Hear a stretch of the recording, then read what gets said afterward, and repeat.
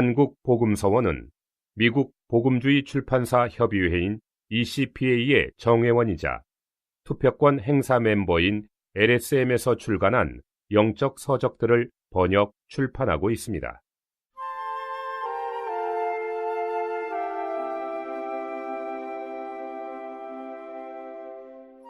자녀를 목양하는 방향과 목표,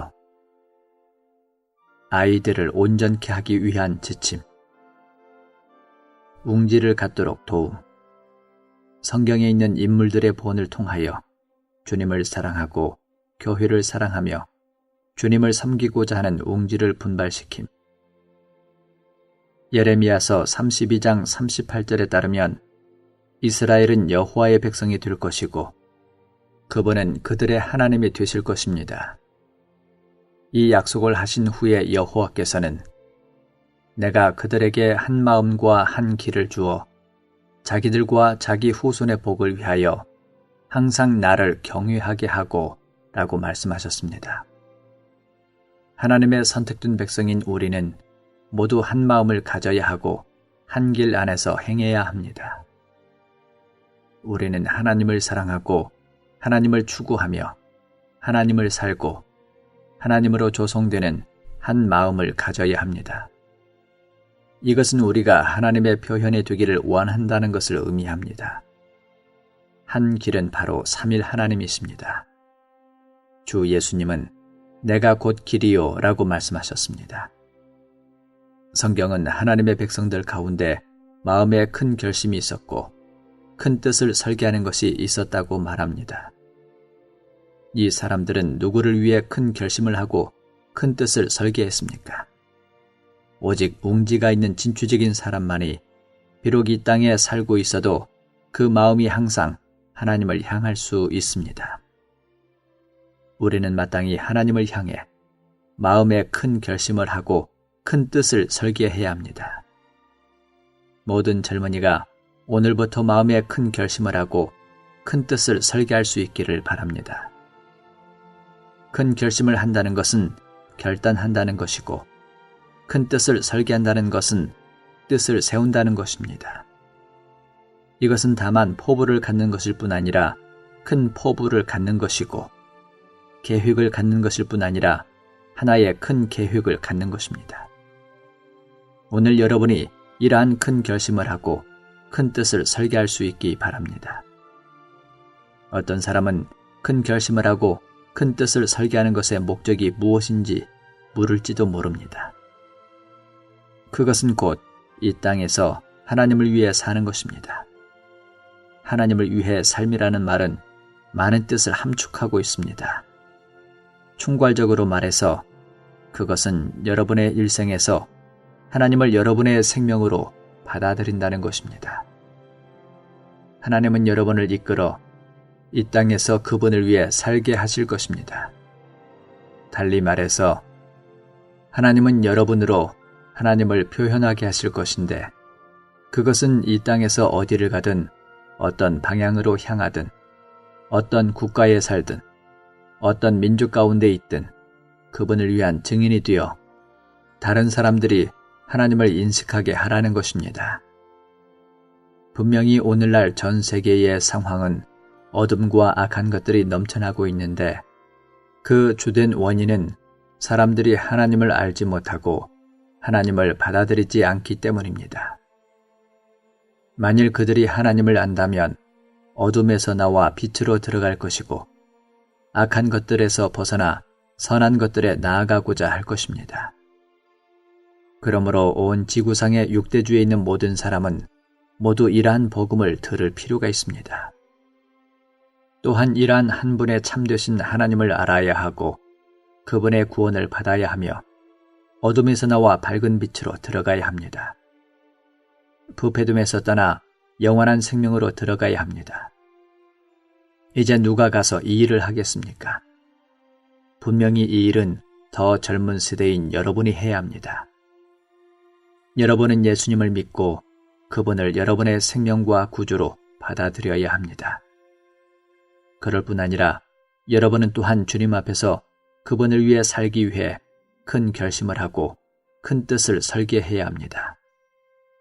나는 각지 장로들에게 어린이 봉사와 청소년 봉사를 관심해 주기를 간청합니다.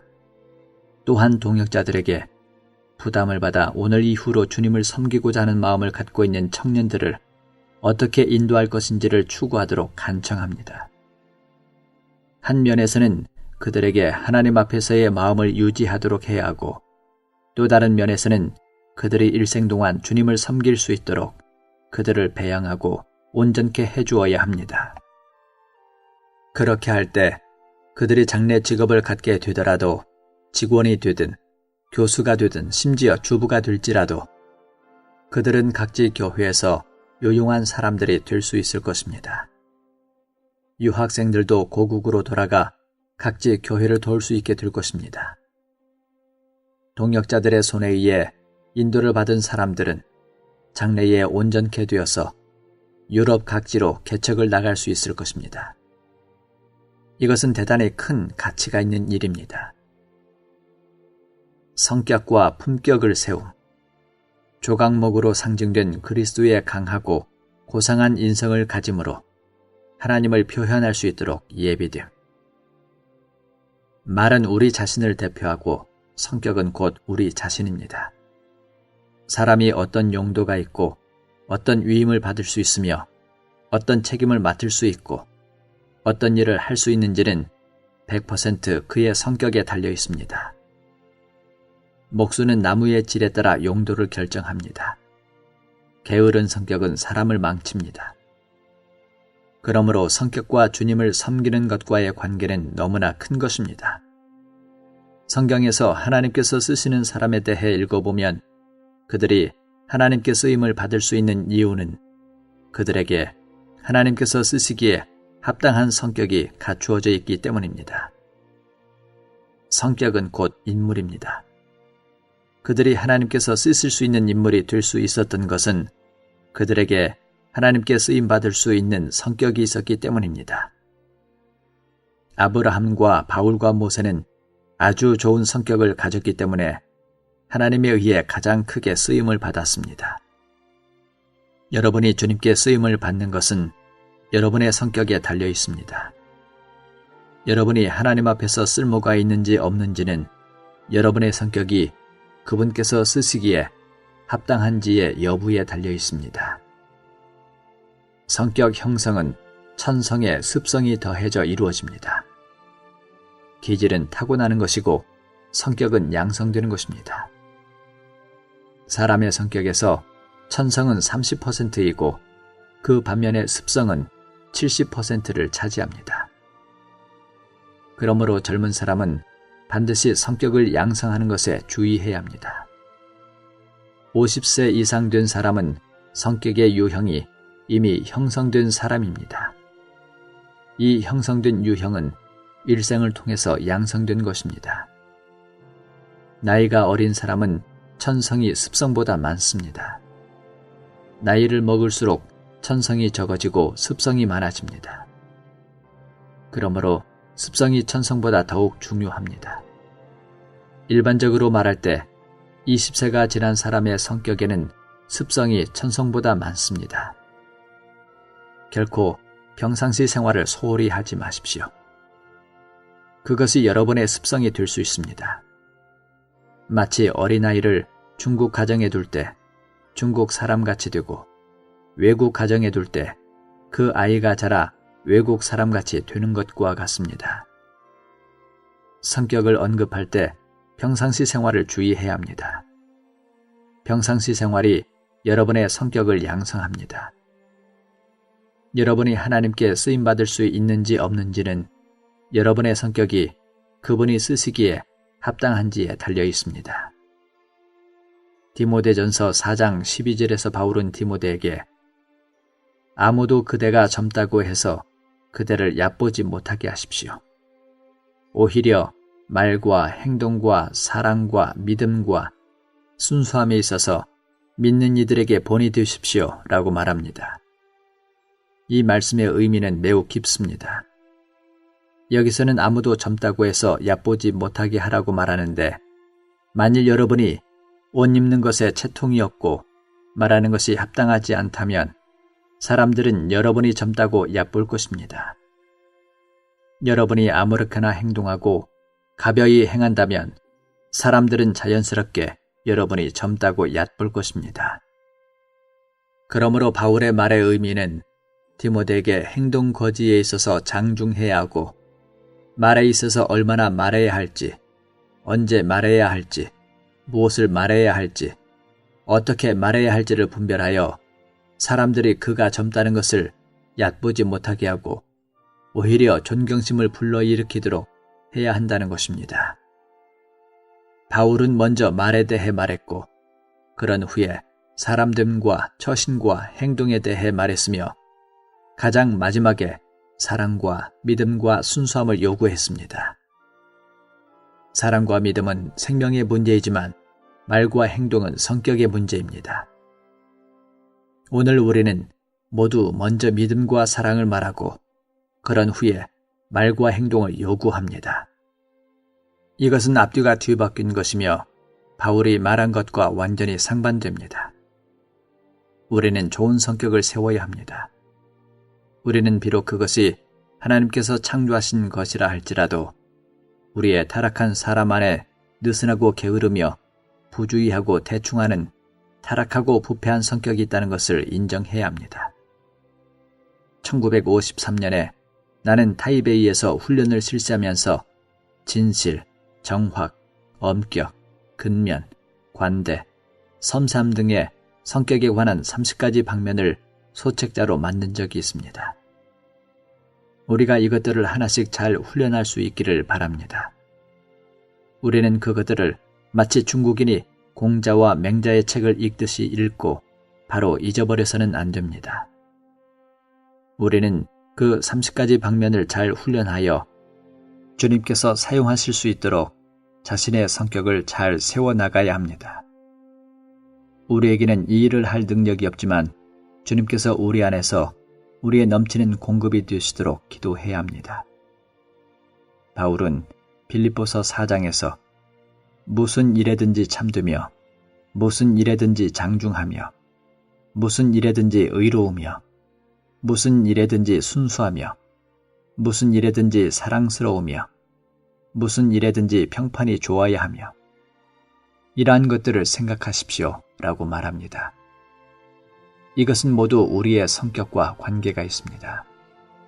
바울은 또 나에게 능력 주시는 분 안에서 나는 모든 것을 할 수 있습니다 라고 말합니다. 그러므로 우리는 능력 주시는 분을 의지하여 좋은 성격을 세워나갈 수 있습니다. 주 예수님과 그분의 구속과 구원을 인식함. 우리는 어린이들에게 하나님이 계신다는 것과 그분께서 창조주이시라는 것을 알려주어야 합니다. 또한 예수 그리스도는 하나님의 아들로서 육체되심을 통해 사람이 되셨는데 바로 이분이 우리의 구주이시라는 것도 알려주어야 합니다. 우리는 그들에게 주 예수님께서 십자가를 지심으로 구원을 이루셨다는 것을 알려주어야 합니다. 이러한 것들을 그들에게 알려주어야 하지만 그들이 아직 성숙하지 않았으므로 너무 많은 것을 말해주어서는 안 됩니다. 너무 이른 교육은 종종 어린이들에게 손상을 입히므로 우리는 그들에게 너무 이른 교육을 받게 해서는 안 됩니다. 제일 좋은 것은 어린이들이 인성 안에서 성장하도록 돕는 것입니다. 그들이 무엇이 합당한 사람이고 어떻게 부모를 공경해야 하며 어떻게 좋은 어린이가 될 수 있는지를 인식하도록 돕는 것입니다. 합당한 인성을 세워주는 것은 그들이 하나님의 은혜를 받아들일 수 있는 가장 좋은 재료가 되도록 예비하는 것입니다. 하나님의 은혜는 물감과 같습니다. 물감을 어떤 천에 물들일 때 그 효과는 항상 천의 재질이 어떠한지에 달려 있습니다. 만일 천의 재질이 좋다면 염색해 나온 색깔이 밝고 예쁠 것입니다. 하지만 천이 좋지 않다면 색도 어둡고 광택이 나지 않을 것입니다. 바울과 같이 교육을 받고 고품격의 인성으로 함양된 사람에게 하나님의 구원의 색으로 입혀졌을 때 그는 밝게 빛납니다. 그러나 거친 환경에서 자라고 교육을 받아본 적이 없는 사람들은 주님을 믿고서 하나님의 구원이 색으로 입혀지더라도 염색의 효과가 그렇게 밝게 드러나지 않습니다. 우리는 반드시 우리의 아이들이 좋은 환경과 좋은 인성의 교육 안에서 성장하도록 도와야 합니다.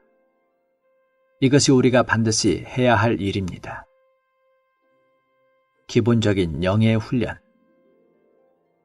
주님의 이름을 부름. 주님의 이름을 부름은 단지 기도하는 것만이 아닙니다.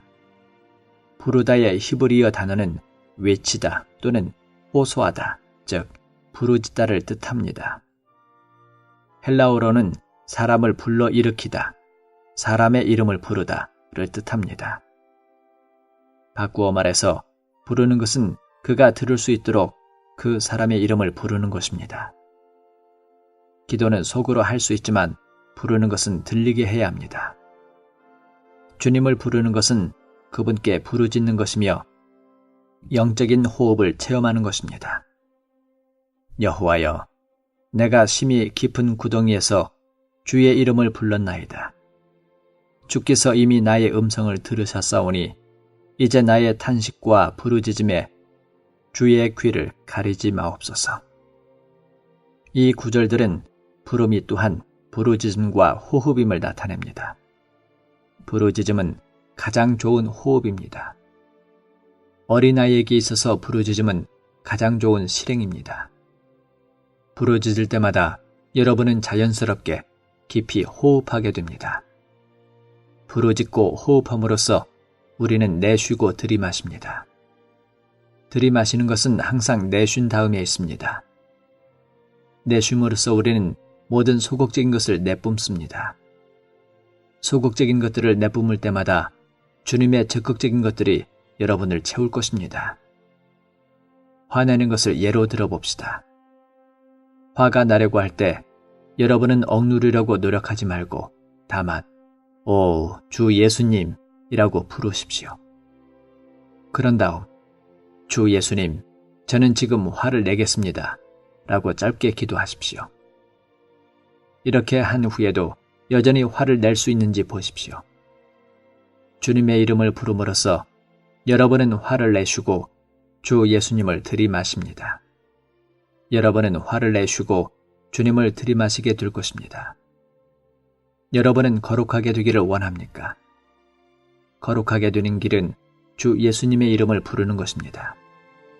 그분의 이름을 부름으로써 여러분은 죄 있고 악하며 더러운 모든 것을 내쉬고 적극적인 모든 것, 즉 주님의 풍성을 여러분 안에 들이마시게 될 것입니다.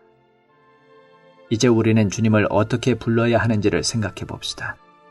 먼저 우리는 순수한 마음으로 그분을 불러야 합니다. 근원이 되는 우리의 마음은 주님 자신만을 추구하는 순수한 마음이어야 합니다. 둘째로, 우리는 순수한 입술로 불러야 합니다. 느슨한 말보다 더 우리의 입술을 더럽히는 것이 없기 때문에 우리는 말을 조심해야 합니다. 만일 느슨한 말로 인해 우리의 입술이 순수하지 않다면 주님을 부르기가 어려울 것입니다. 순수한 마음과 순수한 입술에 더하여 우리에게는 열린 입이 필요합니다. 우리는 입을 크게 벌려서 주님을 불러야 합니다. 더욱이 우리는 단체적으로 주님을 불러야 합니다. 디모데 후서 2장 22절은 이렇게 말합니다. 그대는 청년의 정욕을 피하고 순수한 마음으로 주님을 부르는 사람들과 함께 의와 믿음과 사랑과 화평을 추구하십시오. 우리는 주님의 이름을 부르기 위해 함께 모일 필요가 있습니다. 시편 88편 9절은 여호와여, 내가 매일 주를 부르며 라고 말합니다. 그러므로 우리는 매일 그분의 이름을 불러야 합니다. 주님의 이름을 부르는 것은 교리가 아닙니다. 그것은 매우 실질적인 것입니다. 우리는 이것을 매일 매시간 실행할 필요가 있습니다. 우리는 호흡을 멈추면 안 됩니다. 우리 모두는 호흡이 멈출 때 어떻게 되는지를 압니다. 더욱이 시편 116편 2절은 내가 평생에 그분을 부르리로다 라고 말합니다. 살아있는 한 우리는 주님의 이름을 불러야 합니다. 나는 더 많은 주님의 백성들, 특히 새로운 사람들이 주님을 부르는 이 실행을 시작하기 바랍니다. 그렇게 할 때 여러분은 그것이 주님의 풍성을 누리는 최상의 기림을 보게 될 것입니다. 말씀을 기도로 읽음. 에베소서 6장 17절에 따르면 우리는 온갖 기도와 간구를 통하여 구원의 투구와 그 영의 검을 갖습니다. 사실상 기도는 우리가 하나님의 전신갑주의 모든 방면을 갖는 수단입니다. 여러분은 실제의 허리띠를 적용하는 방법을 알고 있습니까? 그것은 영 안에서 기도함으로써입니다. 기도는 또한 가슴바지, 신발, 방패, 투구, 검 등을 적용하는 방법입니다. 17절 말씀의 원문은 그 영이 하나님의 말씀임을 가리킵니다. 그 영과 말씀은 둘 다 그리스도입니다. 우리는 온갖 기도와 간구를 수단으로 하나님의 말씀을 가져야 합니다. 에베소서 6장 17절과 18절에 따르면 우리는 모든 기도를 수단으로 하여 하나님의 말씀을 가져야 합니다. 이 구절들은 우리가 성경 말씀들을 하나님께 대한 우리의 기도로 사용하고 기도로 읽음으로써, 즉 성경 말씀들을 가지고 또 그것들에 대해 기도함으로써 말씀을 취해야 함을 가리킵니다. 비록 삼일성이란 단어가 성경에서 발견되지 않을지라도 성경이 하나님은 삼일이시라는 사실을 계시하는 것처럼 비록 이 용어가 실제로 사용되지는 않지만 성경은 말씀을 기도로 읽기의 사실을 포함하고 있습니다. 말씀을 기도로 읽는 것은 그것을 단순히 그냥 읽는 것보다 더 낫고 더 높으며 더 풍성하고 더 충만하다는 것을 나는 증언할 수 있습니다. 날마다 나는 하나님의 말씀을 기도로 읽음으로써 적셔지고 충만되며 만족되고 소생되며 강건하게 되고 보양을 받으며 보살핌을 받습니다. 모든 일에 기도함. 저녁에는 다만 기도를 하면 됩니다. 특히 어머니는 아이들을 한 곳에 모아서 그들과 대화를 가져야 합니다. 아버지는 옆에 있어주면 됩니다. 어머니는 그들의 화제거리를 이끌어내야 합니다. 오늘 아무 일도 없었니? 싸우지는 않았니? 마음에 불안한 일은 없었니? 아이들이 간단한 몇 마디로 기도하도록 가르치십시오. 집회를 반드시 살아있게 진행해야 합니다. 그들의 죄를 자백하도록 해야 합니다.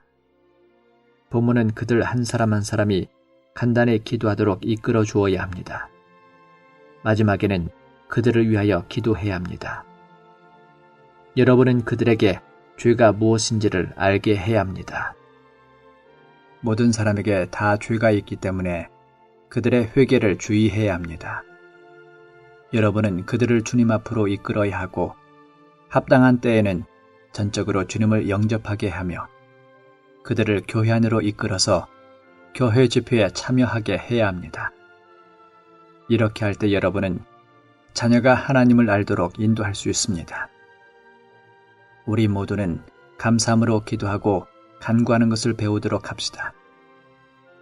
만일 우리가 주님께 감사한다면 이것은 우리를 근심으로부터 지킬 것입니다. 그러나 만일 우리가 걱정으로 주님께 기도한다면 우리의 염려는 증가할 것입니다. 우리의 상황에 대하여 기도하는 것은 사실상 우리의 염려를 자라게 합니다. 그러나 만일 우리가 감사함으로 기도하고 간구한다면 우리의 근심은 사라질 것입니다. 말씀을 암송함. 시편 119편 11절에서 우리는 시편 기자가 하나님의 말씀을 마음에 간직하였음을 봅니다. 바울은 그리스도의 말씀이 우리 속에 풍성히 거하게 하라고 명했습니다. 우리는 말씀을 기억할 뿐 아니라 우리 안에 간직해야 합니다. 시편 119편 52절에서 시편 기자는 그가 하나님의 말씀을 기억했다고 말합니다. 말씀을 우리의 마음에 간직한다면 또한 그것을 기억할 것입니다. 우리는 말씀에 대한 우리의 누림을 상기하고 회상할 것입니다. 16절 하반절에서 기자는 주의 말씀을 잊지 아니하리이다 라고 선포했으며 93절에서는 내가 주의 법도들을 영원히 잊지 아니하오니 주께서 이것들 때문에 나를 살게 하심이니이다 라고 말했습니다. 우리는 성경을 읽을 때 말씀이 우리 안에 거하도록 해야 합니다. 우리가 말씀을 읽고 나서 잊어버리면 그 말씀을 철저히 이해하기가 어려울 것입니다. 성경의 중요한 요점들 및 중요한 장들과 구절들, 그리고 중요한 진리들이 우리 안에 거하도록 할 때 성령은 우리가 성경의 의미를 이해하도록 하실 수 있습니다. 나아가 성령은 언제 어디서나 우리에게 성경의 진리들을 계시하실 수 있습니다. 그러므로 우리는 반드시 온갖 지혜와 방법을 사용하여 성경 말씀이 우리 안에 풍성히 거하도록 해야 합니다. 성경 말씀을 기억하고 암송하는 것은 성경 읽기에 필수적인 것이고 또한 성경을 잘 읽는 길입니다. 우리는 이것을 실행해야 합니다. 특히 젊은 형제자매들이 이렇게 해야 합니다. 우리는 성경의 책들 중 한 권을 암송하거나 매일 읽는 분량 중에서 몇몇 황금 구절을 선택하여 기억하고 암송해야 합니다. 우리가 얼마나 말씀을 잘 기억하고 암송하든지 말씀을 기억하거나 암송하는 것은 언제나 유익이 있습니다. 찬송함. 성경에는 예언, 역사, 교리, 가르침과 명령이 있을 뿐 아니라 또한 찬송이 있습니다. 찬송은 사람의 가장 섬세한 감정의 표현입니다. 하나님 앞에서 사람의 기도의 감정은 찬송할 때보다 섬세하지 못합니다. 하나님은 우리에게 섬세한 감정을 갖게 하시려고 성경에 여러 가지 많은 시를 주셨습니다. 시편, 아가, 예레미야, 애가가 있을 뿐 아니라 역사와 계명들 속에도 때로 시를 추가하셨습니다. 바울 서신의 많은 가르침 중에도 사이사이에 시가 삽입되어 있습니다. 이런 사례들은 하나님께서 시들을 주신 목적이 그분의 백성들의 느낌이 섬세하게 되기를 원하신다는 것을 보여줍니다. 우리 주님의 감정은 섬세하고도 부드러우셨습니다. 하나님은 그분의 자녀들의 감정이 갈수록 섬세하고 시적이도록 인도하십니다. 하나님 앞에서 많이 배우지 못한 사람일수록 그의 감정은 거칠고 시적이지 못합니다. 좋은 그리스도인이 되려면 반드시 섬세하고 부드러운 감정을 가져야 합니다.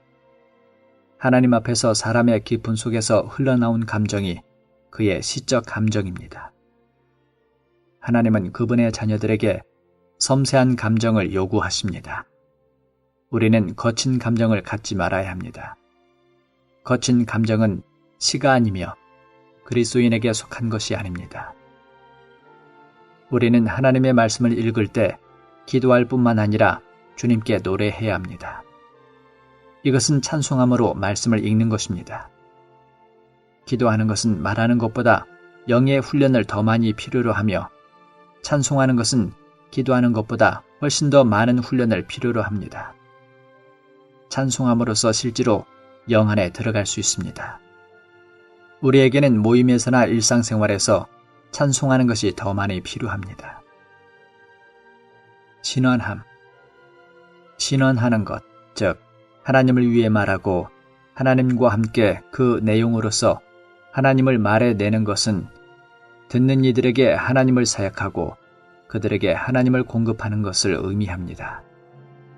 이것은 또한 모든 교회의 지표가 하나님으로 충만해야 하며 교회 지표의 모든 활동은 하나님을 다른 이들에게 공급하고 전달하는 것이어야 함을 가리킵니다. 그럴 때 그들은 하나님으로 주입될 것입니다. 하나님께 구원받은 신약에 믿는 이들은 왕과 제사장이 될 뿐 아니라 하나님을 위해 신원하는 신원자가 됩니다.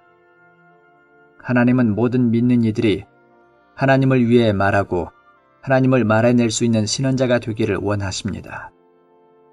신원은 하나님을 위해 말하고 하나님을 말해내는 것입니다. 신원은 생명과 진리에서 믿는 이들을 온전하게 하기 위해 하나님과 그리스도를 사람에게 공급합니다.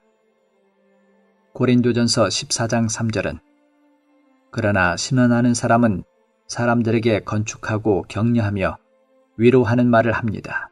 라고 말합니다.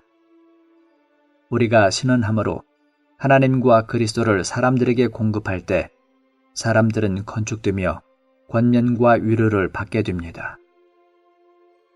증언함. 잠언 11장 30절은 지혜로운 자는 사람을 얻느니라 라고 말합니다. 그러므로 주님을 믿기 시작할 때부터 우리는 마땅히 사람을 구원시키는 방법을 배워야 합니다. 지혜로운 사람이 되기를 배워야만 교회 안에서 유용해질 수 있습니다. 이것은 강단 위에 서서 복음을 전하라는 뜻이 아닙니다. 강단 위에서 복음을 전하는 것은 결코 사람을 주님께로 인도하는 것을 대체할 수 없습니다. 강단 위에서 복음을 전할 줄 안다고 해서 사람들을 주님께로 인도할 줄 아는 것은 아닙니다. 우리는 여러분에게 강단에서 말씀을 전하라고 권하는 것이 아니라 사람을 구원할 줄 알아야 한다고 권하는 것입니다. 많은 사람들은 말씀을 전할 줄 아나 사람을 구원할 줄 모릅니다. 여러분이 한 사람을 그 앞에 인도할 때 그는 그 사람을 어떻게 다룰 줄을 모릅니다. 이런 사람은 크게 쓰임 받을 수가 없습니다. 오직 한 사람씩 주님 앞으로 인도할 줄 아는 사람만이 유용한 사람입니다. 우리는 힘을 다하여 그들에게 가서 증언하고 그들을 주님께 인도해야 합니다. 이해력을 개발함. 하나님의 창조로부터 새 창조물을 인식함. 하나님께서 창조하신 만물을 연구함으로 인하여 사람들의 일이 얼마나 큰 전환을 갖게 되었는지 모릅니다. 허드슨 테일러가 그러했을 뿐 아니라 당시 서방에 있는 형제들이 세계 각처로 복음을 전파하러 나갈 수 있었던 것도 모두 우주를 연구한 것과 관계가 있습니다. 그들은 우주를 연구하고 지리학을 연구하므로 아시아와 아프리카 그리고 수많은 도시들이 구원에 대하여 듣지 못하였다는 것을 알게 되었습니다. 그들이 이러한 것들을 연구할 때 부담이 왔습니다. 이로 인해 그들은 그 시대에 하나님의 움직임을 따라야 한다는 인도를 받았습니다. 그럴 때 그들은 하나님의 뜻을 이해하고 그것을 행하는 사람이 될 수 있었습니다. 하나님의 뜻을 이해하는 것은 하나님의 창조를 아는 것과 많은 관련이 있기 때문에 비록 우리가 학교에 다니고 있다 하더라도 계획을 세워서 하나님의 창조를 연구해 볼 필요가 있습니다. 우리가 하나님의 뜻을 이해하기 위해서는 자연을 접하는 데 시간을 들여야 합니다. 천문학과 지리학을 공부하면 많은 도움이 되리라 봅니다. 우리는 창조를 조사해 볼 필요가 있습니다. 우리는 통상 주위 환경을 떠나서 자연을 접촉하여 이것을 주의 깊게 조사하고 관찰해 보아야 합니다. 만일 가능하다면 우리의 이상과 시야를 넓히기 위해서 장기간에 걸친 여행을 해보는 것도 좋습니다. 우주 가운데 있는 하나님의 창조는 전적으로 생명의 이야기입니다. 예를 들어 만일 지구상에 식물이 없다면 동물도 없고 사람도 없고 세 가지가 모두 없어질 것입니다. 지구는 죽어있고 의미가 없어질 것입니다. 누구라도 이러한 지구에는 살고 싶지 않을 것입니다. 그러므로 피조물은 우주가 생명의 이야기라는 것을 보여줍니다. 더욱이 우리는 식물이 사람의 생명을 위하고 동물 역시 사람의 생명을 위한다는 것을 알고 있습니다. 자연계 안의 모든 식물은 다 사람을 위한 것입니다. 어떤 것은 사람이 먹기 위한 것인데 볼이나 쌀과 같은 곡식들이 바로 그것입니다. 어떤 것은 사람이 보고 즐기기 위한 것인데 아름다운 화초들이 바로 그것입니다. 또 어떤 것들은 사람들이 이용하기 위한 것인데 잎과 줄기와 껍질 등이 그것입니다. 동물도 마찬가지입니다. 닭이나 오리나 물고기 등은 사람에게 먹을 것을 제공하고 말과 나귀와 낙타 등은 타기 위한 것입니다. 이 모든 것이 사람을 위한 것입니다. 달리 말해서 하늘은 땅을 위하고 땅은 사람을 위하며 사람은 하나님을 위해 있다고 할 수 있습니다. 사람이 하나님의 형상과 모양을 따라 창조되었기 때문에 사람의 생명과 하나님의 생명은 매우 유사합니다. 원예에 대하여 지식을 갖고 있는 사람들은 모두 접붙이기를 할 때 두 생명이 유사한 종류여야만 접붙이기가 가능하다는 것을 알고 있습니다. 하나님과 사람의 생명이 유사하기 때문에 양자가 함께 연결될 수 있으며 하나님의 생명이 사람의 생명 안에 들어올 수 있는 것입니다. 모든 종교는 하나님에 대해 말할 때 기적과 능력 등을 강조할 뿐 생명을 말하지 않습니다. 그러나 성경이 하나님에 대하여 말할 때는 모두 생명을 말합니다. 하나님은 우리에게 생명이십니다. 그분은 우리의 생명이 되시기 위해 오셨습니다.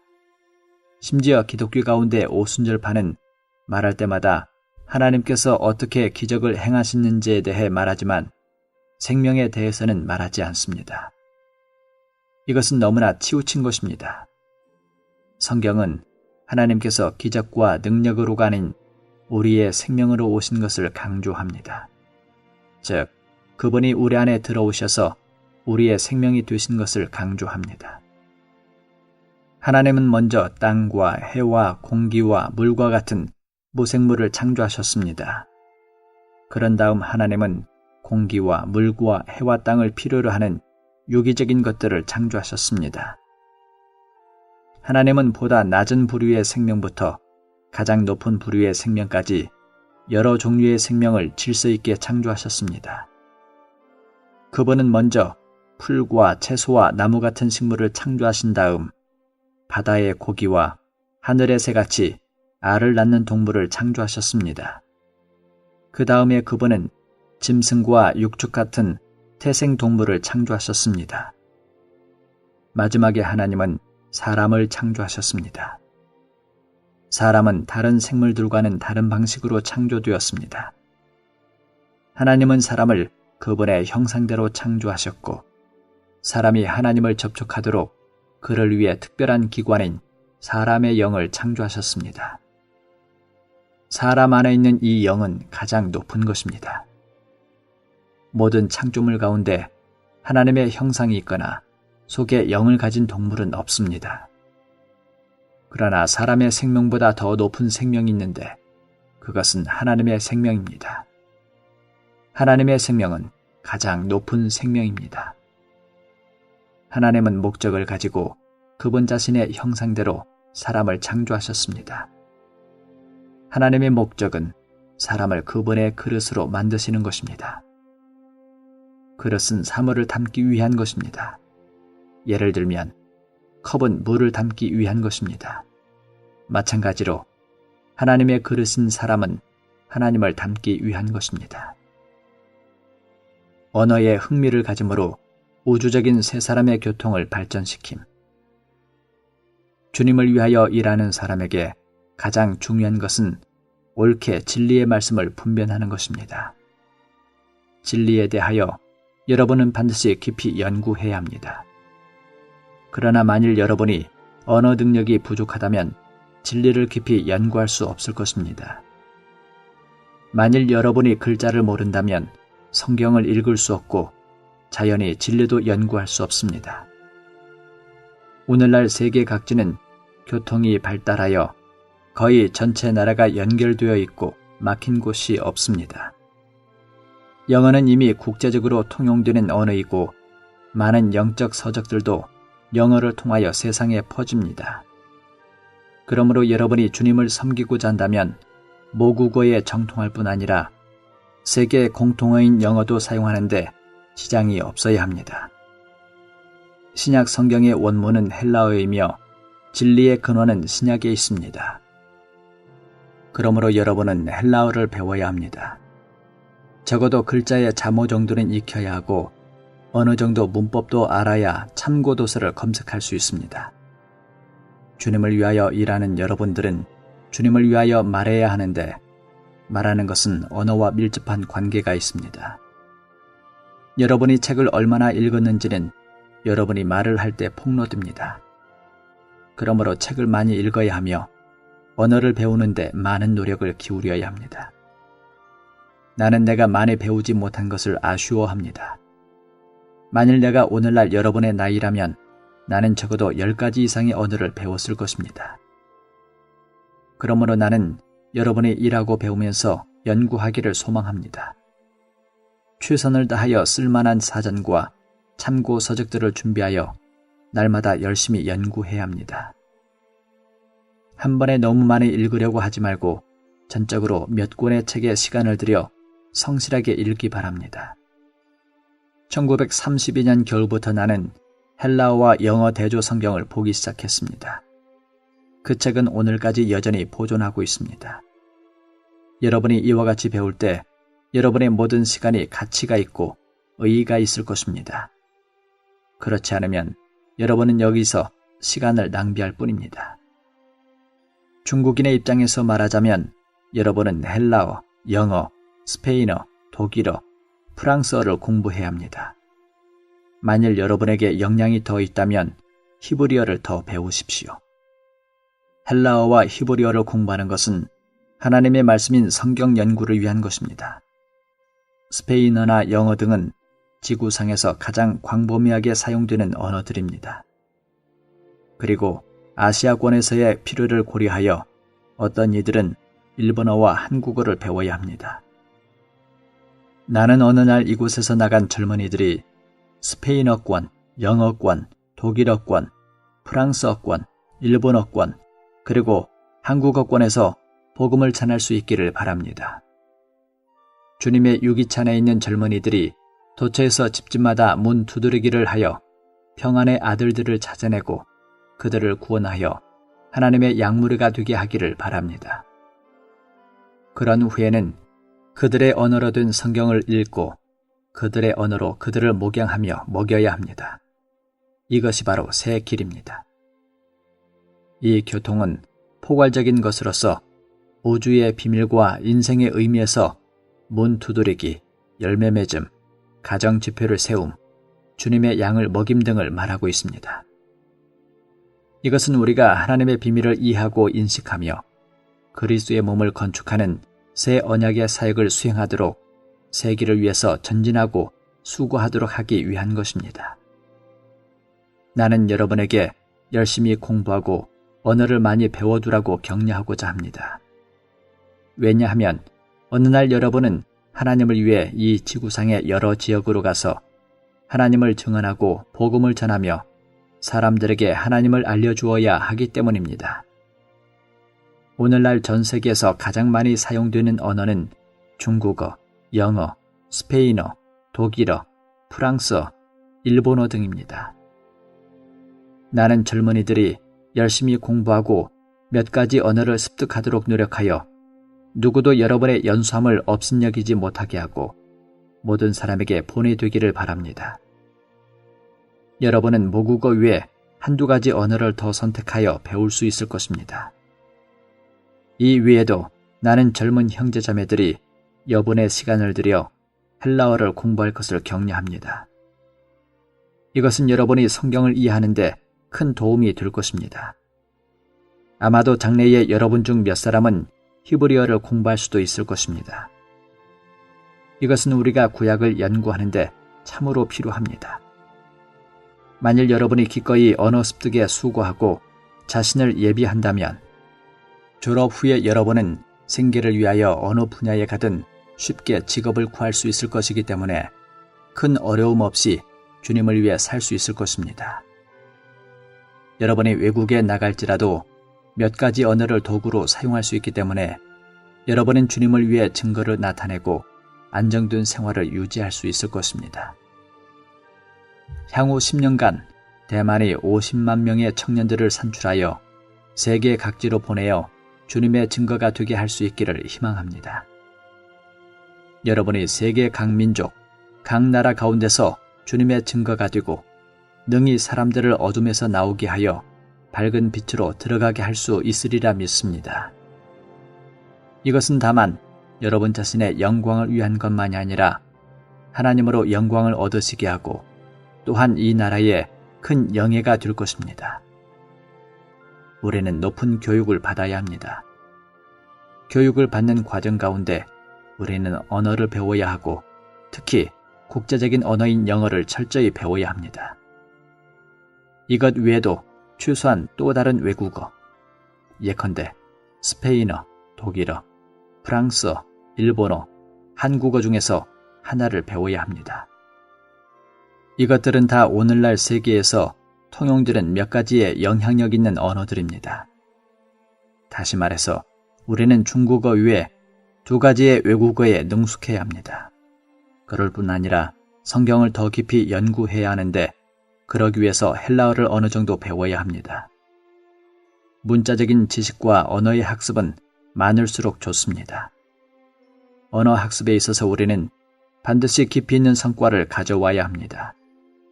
나 자신도 여러 개의 외국어는 할 줄 모릅니다. 그러나 외국어는 많이 하면 할수록 더욱 좋습니다. 현재 세계적으로 통용되는 언어는 영어라고 할 수 있고 그 다음이 스페인어입니다. 스페인어는 상당히 유용합니다. 왜냐하면 중미와 남미 그리고 유럽의 일부분과 심지어 동남아시아의 일부 지방에서도 모두 스페인어를 사용하기 때문입니다. 셋째로 유용한 것은 프랑스어이고 그 다음은 독일어입니다. 만일 여러분이 영어를 잘 배우고 스페인어, 프랑스어, 독일어를 잘 배워둘 수 있다면 온 땅에 두루 다니며 무리 없이 주님의 말씀을 전파할 수 있을 것입니다. 만일 여러분이 이 4가지 언어를 능통하게 하지 못하고 다만 한두 가지 언어만 능통하게 한다 하더라도 아주 좋습니다. 여러분이 다니는 학교의 교과 과정이 6년간 영어 수업을 듣게 되어 있습니다. 그러므로 여러분이 만일 열심히 한다면 영어는 어느 정도 기초를 쌓을 수 있을 것입니다.